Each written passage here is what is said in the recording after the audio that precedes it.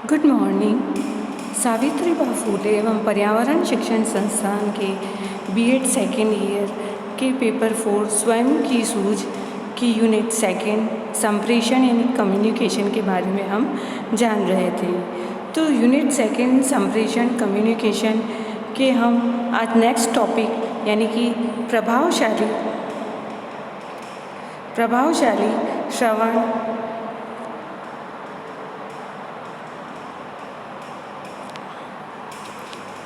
श्रवण और कक्षा का शिक्षण में इसकी भूमिका, effective listening and its role in classroom teaching. हमने इसके सामने क्लासरूम की एक फ़ोटो बताई गई है जिसमें टीचर क्लास में किस तरह से पढ़ाता है, कैसे शिक्षण करता है और छात्रों को भी शिक्षण की कैसी आदत होनी चाहिए, उनकी सुनने की आदत का कैसे विकास होना चाहिए। तो आज हम इसके बारे में जानेंगे। प्रभावशाली श्रवण और कक्षा का शिक्षण में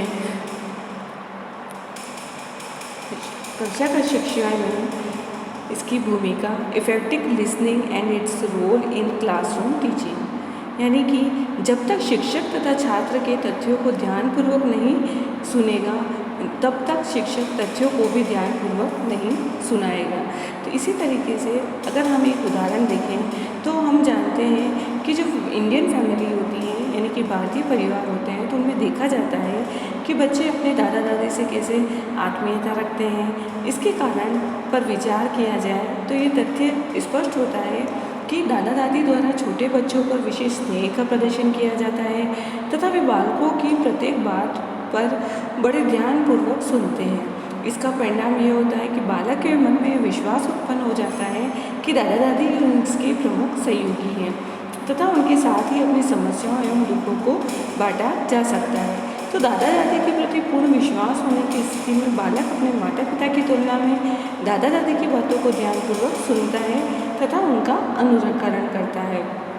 तो यह कार्य दादा दादी के साथ ही नहीं वरन बालक द्वारा उन सभी के प्रति किया जा सकता है जिसमें बालक विश्वास रखता है। ठीक उसी तरीके से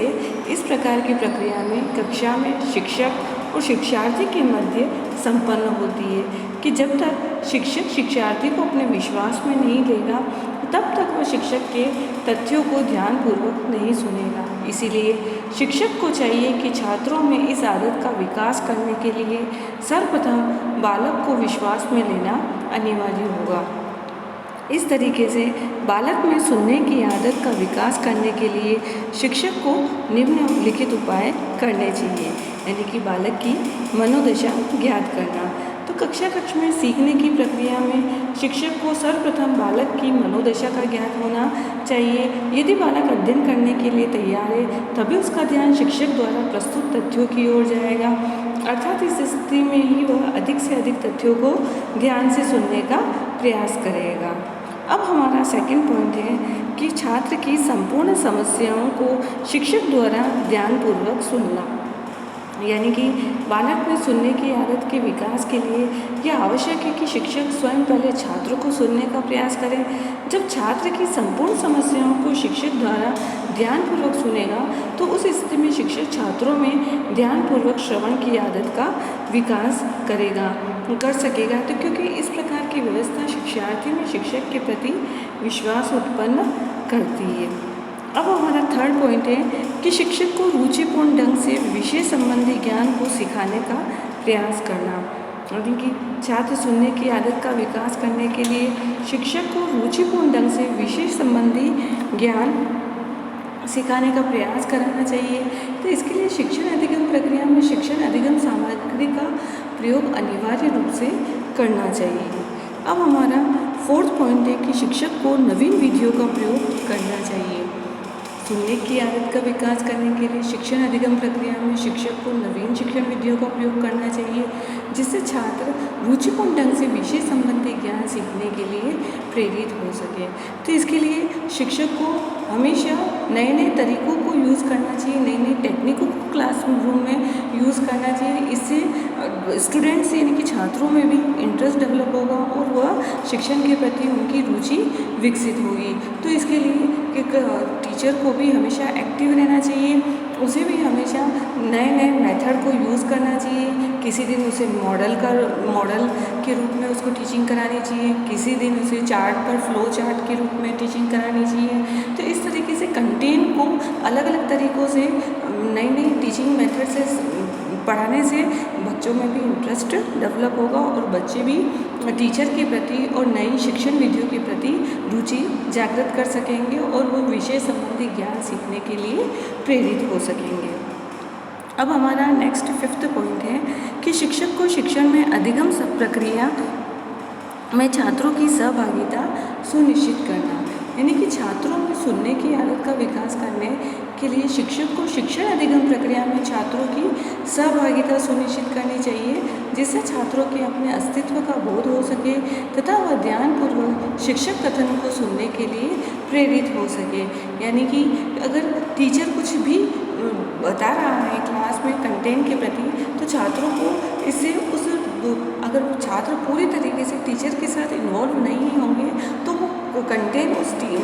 स्टूडेंट्स को भी समझ में नहीं आएगा और टीचर को भी इंटरेस्ट नहीं आएगा। तो इसके लिए छात्रों की सहभागिता सुनिश्चित होनी चाहिए, इससे छात्रों के अपने अस्तित्व का बोध हो सके, यानी कि छात्रों को वो अच्छे से समझ में आ सके, उन्हें लगे कि टीचर ने जो कंटेंट पढ़ाया है वो हमें अच्छी तरीके से समझ में आ गया है, हम इस पर कार्य कर सकते हैं। अगर टीचर बिना बताए ही हमें कुछ ओरल क्वेश्चन दे तो हम उसका जवाब दे सकें, तो इससे छात्रों के अस्तित्व का बोध होता है और इस तरीके से ध्यानपूर्वक सुनने से टीचर को भी इंटरेस्ट आता है और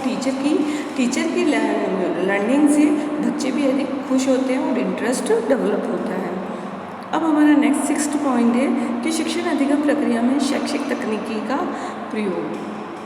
यानी कि छात्रों में सुनने की आदत का विकास करने के लिए भी शिक्षण अधिगम प्रक्रिया में शैक्षिक तकनीकी का प्रयोग अनिवार्य रूप से करना चाहिए, जिससे कि रुचिपूर्ण ढंग से सीखने की प्रक्रिया संपन्न हो सके। यानी कि टीचर को समय समय पर क्लासरूम के अलावा उन्हें कंप्यूटर रूम में भी लेने जाना चाहिए, ताकि कंप्यूटर रूम में उन कंटेंट से प्रति उनके कुछ इमेज हो, वो इमेज बताने चाहिए, वो इमेज कैसे आते हैं, उनको कैसे बनाया जाता है, उन पर किस तरीके का मॉडल बनाया जाता है, अगर सम्स है तो सम्स को किस तरह सुलझाया जा सकता है, उसको सॉल्व कैसे किया जा सकता है, ड्राइंग है तो ड्राइंग में किस तरीके से चित्र बनाए जाते हैं, ग्राफ कैसे बनाया जाता है, मैथ्स में ग्राफ कैसे बनाया जाता है। इस तरीके से सभी सब्जेक्ट के अलग अलग मेथड होते हैं, तो उन मेथड को कंप्यूटर पे ले जाकर उनको सिखाना चाहिए कि किस तरीके से क्या कार्य होता है, इनको कैसे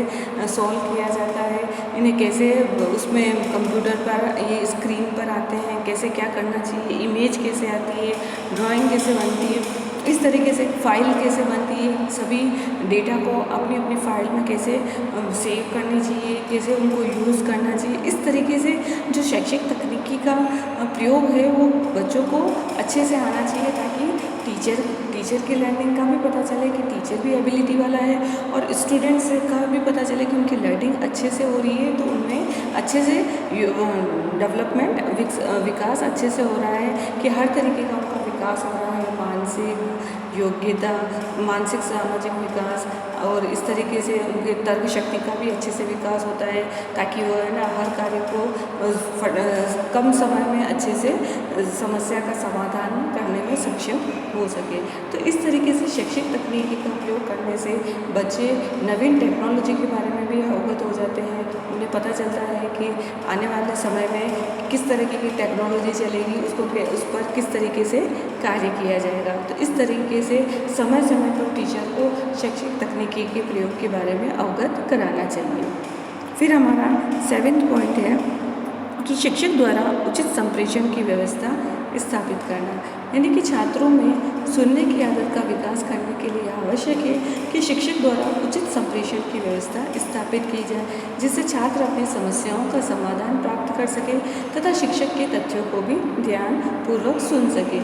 इसका मतलब ये है कि टीचर को समय समय पर संगोष्ठी, सेमिनार या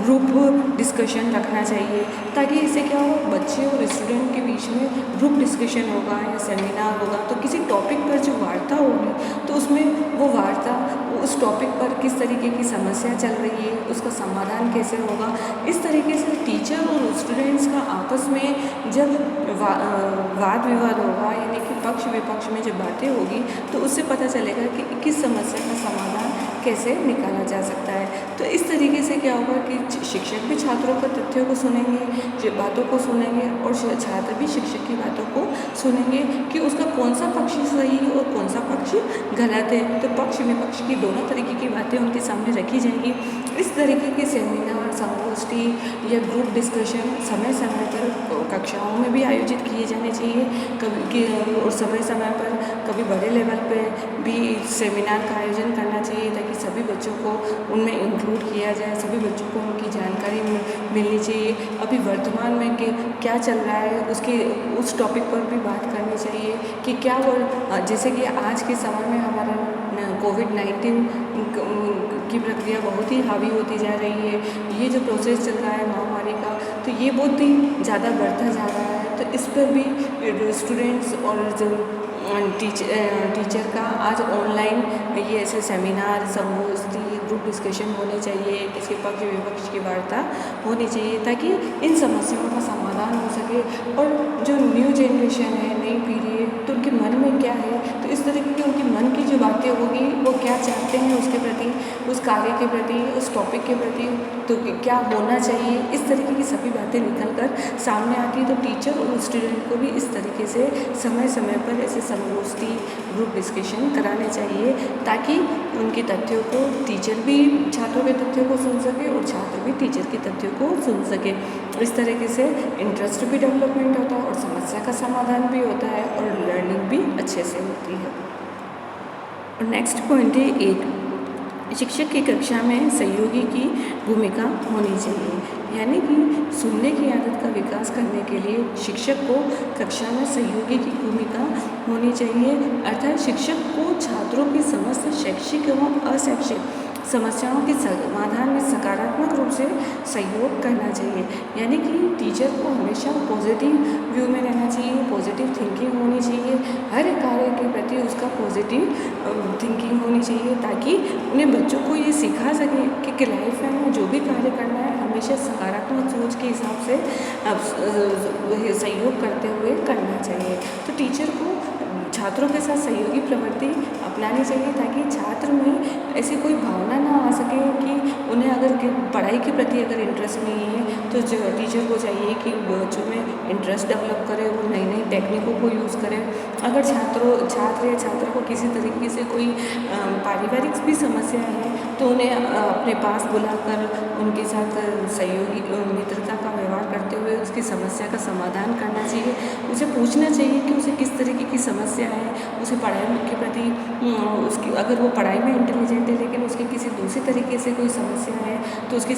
वो पढ़ाई को आगे नियमित रूप से जारी नहीं कर सकती है, तो उसे ये बात तो उसे पूछनी चाहिए। और अगर उसे समस्या है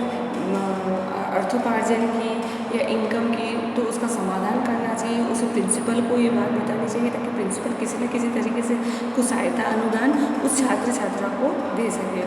इसी तरीके से और भी बहुत समस्या होती है बच्चों में कि छात्रों में, अगर पढ़ाई के प्रति या फिर और भी कुछ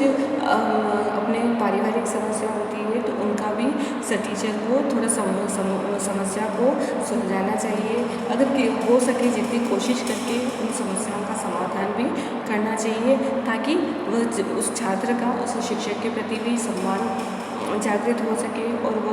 अपने शिक्षण के प्रति रुचि जागृत कर सके, ताकि वह शिक्षक की बातों को भी अच्छे से सुन सके और उसमें शिक्षक जैसी योग्यता हो ऐसा कार्य वह कर सके। तो वो अपने अंदर ऐसी भावना ला सके, ताकि वह हमेशा पॉजिटिव रहे और अपने कार्य को अच्छे से अपने कार्य को अच्छे से कार्य का सुलझाना कर सके। उसे कोई समस्या हो तो उसका समाधान कर सके। तो इससे शिक्षक को भी छात्रों में ऐसी पॉजिटिव थिंकिंग रखनी चाहिए और उन छात्रों को भी अपने शिक्षक से ऐसी योग्यता का विकास करना चाहिए। फिर हमारा नेक्स्ट पॉइंट है कि 9th पॉइंट कि शिक्षक को कक्षा में निष्पक्षता एवं समानता का व्यवहार करना चाहिए। यानी कि छात्रों में सुनने की आदत का विकास करने के लिए आवश्यक है कि शिक्षक को कक्षा में निष्पक्षता एवं समानता का व्यवहार करना चाहिए, जिससे छात्रों में हीन भावना का जन्म न हो तथा सभी छात्र ध्यानपूर्वक शिक्षक के तथ्यों का श्रवण कर सके। यानी कि टीचर को हमेशा क्लास में ये नहीं कि कोई इंटेलिजेंट स्टूडेंट है तो हमेशा उसी से क्वेश्चन को सोल्व कराना चाहिए, उसी से क्वेश्चन का आंसर मांगना चाहिए, इस तरीके की भावना नहीं रखनी चाहिए। और जो वीक बच्चे हैं उनकी तरफ भी पूरा ध्यान रखना चाहिए, ताकि उन वीक बच्चों में कमज़ोर जो छात्र होते हैं उनके प्रति शिक्षक के लिए हीन भावना न उत्पन्न हो सके। क्योंकि कमज़ोर छात्र हमेशा उनके मन में यही होगा, अरे टीचर तो हमेशा जो इंटेलिजेंट स्टूडेंट हैं उन्हीं को पूछता है, हमें तो पूछते भी नहीं हैं, तो वो चुपचाप ही बैठे रहते हैं। तो टीचर में ये एबिलिटी होनी चाहिए कि क्लासरूम का एनवायरनमेंट ऐसा हो कि सभी छात्र अच्छे से एक दूसरे को कोऑपरेट कर सकें और सभी छात्र एक दूसरे के साथ निष्पक्षता और समानता का व्यवहार कर सकें। और टीचर में भी ये भावना होनी चाहिए कि निष्पक्षता और समानता की भावना रखें और सभी छात्रों को बराबर इम्पोर्टेंस दे, सभी छात्रों के साथ समानता का व्यवहार करते हुए सभी से क्वेश्चन के आंसर मांगे। ये नहीं कि सिर्फ एक ही उन्हें सिर्फ एक दो स्टूडेंट ही अच्छे लगते हैं तो सिर्फ उन्हीं से बातें करें, उन्हीं से क्वेश्चन पूछें। बनस्पत ये है कि उन्हें क्लास के हर एक स्टूडेंट पे पूरा ध्यान देना चाहिए, कौन सा छात्र किस तरीके से कार्य करे ये भी पूरा नॉलेज उन्हें होना चाहिए। हर छात्र की एबिलिटी का पता होना चाहिए, ताकि ये पता रहे कि जो इंटेलिजेंट स्टूडेंट है वो तो कार्य को जल्दी करता है, लेकिन जो लेज़ी स्टूडेंट है, जो धीरे करता है या फिर वीक स्टूडेंट है, तो उसके लिए किस तरीके से कार्य उसको देना चाहिए, इस तरीके की एबिलिटी टीचर में होनी चाहिए। तो इससे छात्रों में भी हीन भावना का जन्म नहीं होगा और छात्र सभी के साथ समानता का व्यवहार करेंगे, क्योंकि सभी छात्रों को एक समान कार्य मिलेगा और जो कार्य धीरे करते हैं उनके लिए उनके हिसाब से कार्य को दिया जाना चाहिए। तो इस तरीके से छात्र भी ध्यानपूर्वक शिक्षक के तथ्यों को सुनेंगे और छात्र भी ध्यानपूर्वक शिक्षक के तथ्यों को सुनेंगे और शिक्षक का भी छात्रों के प्रति इंटरेस्ट डेवलप होगा और उनकी अधिगम लर्निंग अच्छी होगी। Thank you.